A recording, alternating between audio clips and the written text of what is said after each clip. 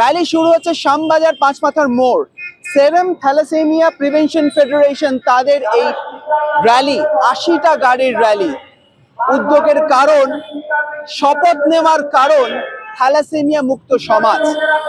এই নতুন শিশুরা যারা জন্মগ্রহণ করবেন আগামীতে, তারা যেন থ্যালাসেমিয়া মুক্ত হয়। আর সেই জন্যই আজ ৮০তম স্বাধীনতা দিবসে এই উদ্যোগ। আর এই উদ্যোগের সাক্ষী থাকছি আমরা। ৮০তম স্বাধীনতা মানে ৮০তম বর্ষে আমরা ৮০টা গাড়ি নিয়ে হালিশহর যাচ্ছি। আমরা বিভিন্ন ক্লাব হয়ে যাব, ১৯টা ক্লাব হয়ে আমরা যাব। আর আমাদের লক্ষ্য হচ্ছে, এর সাথে আমাদের একটাই বার্তা, যাতে থ্যালাসেমিয়া মুক্ত ভারত আমরা গড়তে পারি। এটাই আমাদের একমাত্র লক্ষ্য, সব মানুষের কাছে এটাই পৌঁছে দেয়া, যাতে সমস্ত মানুষ থ্যালাসেমিয়া মুক্ত হতে পারে।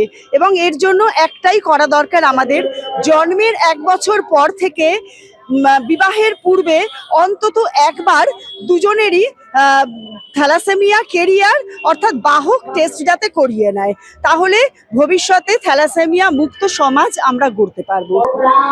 এগিয়েছি আমরা, একক এগিয়েছি, কখনো দাবি করি না। অনেককে নিয়ে আমরা এগিয়েছি, সবাইকে নিয়ে আমরা এগোচ্ছি, আরো বহু সংগঠনকে সাথে নিয়ে এগোচ্ছি। একক দাবি করাটাও অন্যায়। ৮০টা গাড়ি নিয়ে আমরা আজকে এগোচ্ছি হালিশহরের দিকে। কেন স্বাধীনতা দিবসের দিন? প্রশ্ন থাকবে। আজকে যদি একটা থ্যালাসেমিয়া শিশু স্বাধীনতা দিবসের দিন প্রশ্ন ছড়ে যে আমার তো বেঁচে থাকার মৌলিক স্বাধীনতাটাই নেই, আমার কাছে এই স্বাধীনতার মূল্য কোথায়? আমি হয়তো পরের বছরের স্বাধীনতাটা দেখতেও পাবো না, কারণ আমার জন্ম এই 10 বছর 12 বছর মৃত্যুও এসে যাবে। তো যাতে এই প্রশ্ন কোনো শিশু না তুলতে পারে, কোনো শিশু যাতে থ্যালাসেমিয়া মারণ রোগটা নিয়ে পৃথিবীতে না আসে, সেটাই উদ্দেশ্য।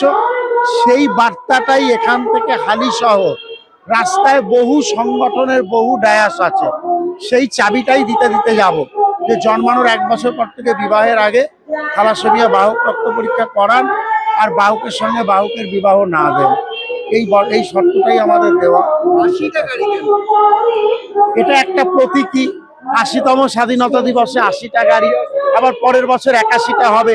দুটো ব্যাপার, স্বাধীনতারও বয়স বাড়ছে আর আমাদেরও সংগঠন বাড়ছে।